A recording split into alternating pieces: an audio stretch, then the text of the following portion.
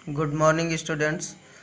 पिछले वीडियो में आपने पढ़ा था मोनोहाइब्रिड क्रॉस के बारे में, और मोनोहाइब्रिड क्रॉस से रिलेटेड मेंडल ने दो लॉ दिए थे, law of dominance and law of segregation. ये दो चीज़ें आपने पढ़ ली हैं। आइए आज हम बात करते हैं टेस्ट क्रॉस और बैक क्रॉस के बारे में। क्या होता है टेस्ट क्रॉस और क्या होता है बैक क्रॉस। टेस्ट क्रॉस में it is a cross between an individual with dominant trait and a recessive organism in order to know whether the dominant trait are homozygous or heterozygous। आप homozygous और heterozygous के बारे में जान चुके हैं पहले से ही। आइए समझने का प्रयास करते हैं। देखिए, मोनोहाइब्रिड क्रॉस में हमने क्या किया था, कैपिटल टी स्मॉल टी ये प्योर टाल होते हैं और ये प्योर डार्क होते हैं, और दोनों में जब हम क्रॉस कराते हैं तो F1 यानी कि फर्स्ट जनरेशन में हमको मिलता है हाइब्रिड टाल। क्या मिलता है? हाइब्रिड टाल, यानी कि ये टाल प्लांट है लेकिन कैसा है? हाइब्रिड है। और कैसा है? हेट्रोजाइगस है, क्योंकि एक कैपिटल टी और एक स्मॉल टी। अब हम जानेंगे कैसे कि ये हेट्रोजाइगस है या होमोजाइगस है, क्योंकि हमको जीन तो दिखाई देगा नहीं प्लांट में। दिखता क्या है? कैरेक्टर दिखाई देगा कि वो टाल है, लंबा है तो ये कंडीशन भी हो सकती है और ये कंडीशन भी हो सकती है। हम पता कैसे करेंगे कि ये हाइब्रिड है यानी हेट्रोजाइगस है या होमोजाइगस है? इसके लिए क्या करते हैं, यानी कि इस टाल प्लांट को हम क्रॉस कराते हैं रिसेसिव पेरेंट से। किससे?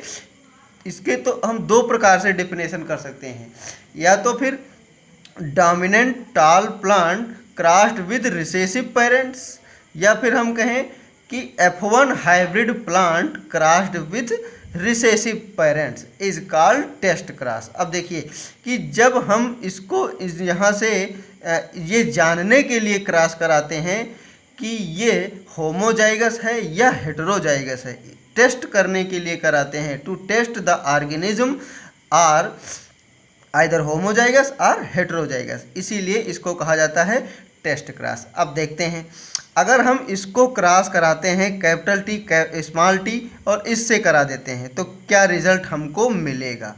देखें इधर, अगर इस प्रकार से कंडीशन है तो यहाँ पर हमें पता है कि यहाँ पर दो प्रकार के गेमीट बनेंगे, कैपिटल टी और स्मॉल टी, जबकि यहाँ पर केवल एक ही प्रकार का गेमीट बनेगा, केवल स्मॉल टी, यानी कि दो पॉसिबिलिटी हैं। कैपिटल टी यानी कि कैपिटल टी से जब इसका मिलन होगा तो ये कैपिटल टी स्मॉल टी ये कंडीशन बन के आएगी, और ये अगर जो मिलन होता है तो स्मॉल टी आ जाएगा। यानी कि इस कंडीशन में हमको टाल एंड ड्वार्फ 50% टाल प्लांट मिलेंगे और 50% ड्वार्फ प्लांट मिलेंगे। बात समझ में आई बच्चों?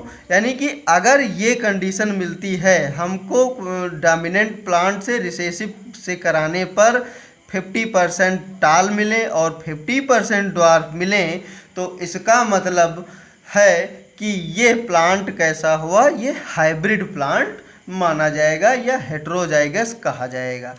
अब देखते हैं कि दूसरा एक पॉइंट आता है कि क्यों ना हम जो है, देखें बच्चों, क्यों ना इसको इससे करा करके क्यों ना हम इससे करा सकते हैं, डोमिनेंट से भी तो करा सकते हैं। अब डोमिनेंट से कराते हैं तो फिर देखिए क्या होगा, एक ये डोमिनेंट वाला और ये हाइब्रिड टाल, इन दोनों का जब हम कराएंगे तो यहाँ पर आपको पता है कि दो प्रकार की गैमीट, एक तो कैपिटल टी बनेगी और एक बनेगा क्या? स्मॉल टी बनेगा। यहाँ पर सिर्फ एक ही प्रकार का बनेगा, दोनों कैपिटल टी होंगे, यानी कि एक कैपिटल टी इधर लग जाएगा और एक कैपिटल टी इधर लगा दीजिए आप।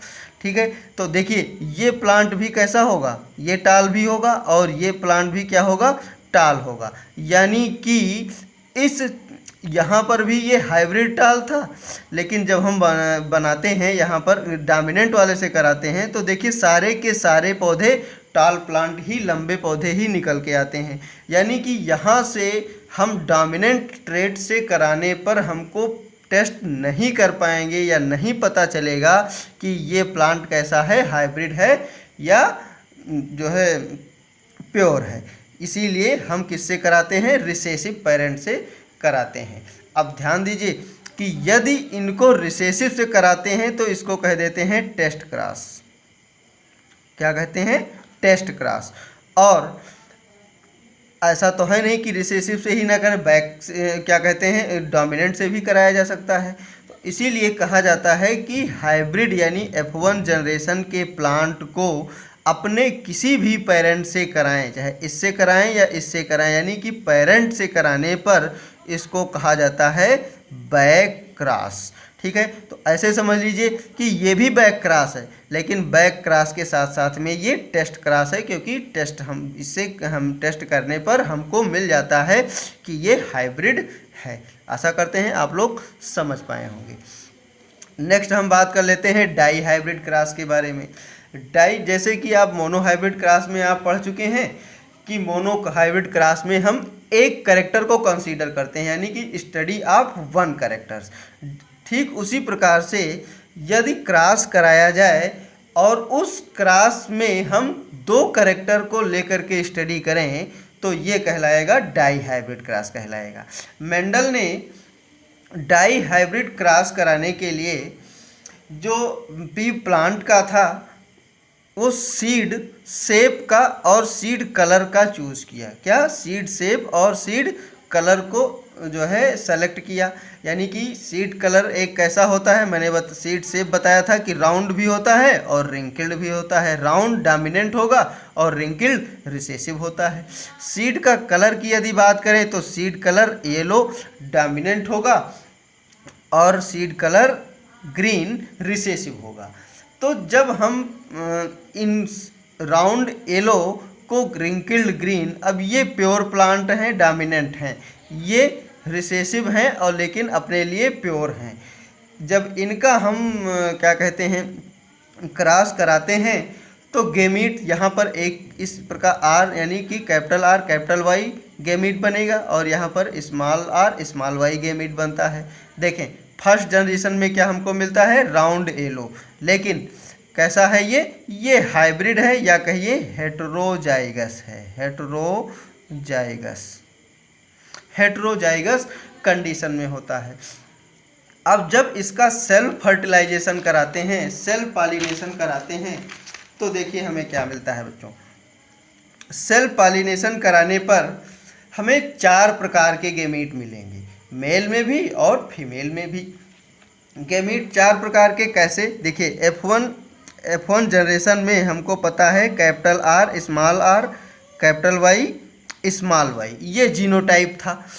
अब ये जीनोटाइप में हमें ये भी संभव है कि जब ये सेग्रीगेशन हो तो कैपिटल आर, देखिए ये दोनों यानी कि कैपिटल आर अलग हो जाएगा, स्मॉल आर भी, ये दोनों आर ये दोनों अलग होंगे गेमीट बनते समय। ये भी अलग होंगे यानी कैपिटल वाई भी अलग होगा और स्मॉल आई एक दूसरे से अलग होंगे। उसके बाद में रीअरेंजमेंट होगा। देखिए अब कैपिटल आर स्मॉल आर के साथ नहीं जाएगा क्योंकि ये दोनों अलग हो रहे हैं। कैपिटल वाई स्मॉल वाई के साथ नहीं गेमीट में जाएगा क्योंकि ये दोनों अलग हो रहे हैं। अब देखें कैपिटल आर संभव है कि कैपिटल आर कैपिटल वाई के साथ जाकर के इससे मिल ले तो एक प्रकार का ये गेमीट बन करके तैयार होगा। यह भी संभव है कि कैपिटल आर स्मॉल वाई के साथ जुड़े तो एक प्रकार का ये गेमीट बन करके तैयार हो जाएगा। अब देखें इसकी possibility, small R capital Y के साथ जुड़ सकता है तो इस प्रकार से एक पॉसिबिलिटी ये गेमीट बन सकती है। स्मॉल आर स्मॉल वाई के साथ जुड़ सकता है तो एक गेमीट की पॉसिबिलिटी ये बन सकती है। यानी कि यहाँ पर कुल 4 प्रकार के गेमीट बन करके तैयार होते हैं और ये 4 प्रकार के गेमीट मेल में भी 4 प्रकार के गेमीट बनते हैं और फीमेल में भी 4 प्रकार के गेमीट बनते हैं। और जब चारों प्रकार के गेमीट को हम पॉसिबिलिटी ऑफ फर्टिलाइजेशन करा करके देखते हैं, क्योंकि किसी भी फर्टिलाइजेशन इनसे भी हो सकता है, इनसे पॉसिबिलिटी देखा जाता है, तो यहाँ पर जो हमें फिनोटाइप रेशियो निकल के आता है वो 9:3:3:1 निकल के आता है। यानी कि 9 जो हैं वो कैसे हैं, राउंड और येलो होते हैं। 9 कैसे निकल के आएंगे, राउंड और येलो। ध्यान दीजिए बच्चों आप लोग, 9:3:3:1। तो जो 9 हैं ये कैसे हो जाएंगे, राउंड येलो। 3 कैसा निकल के आएगा, ये रिंकल्ड येलो।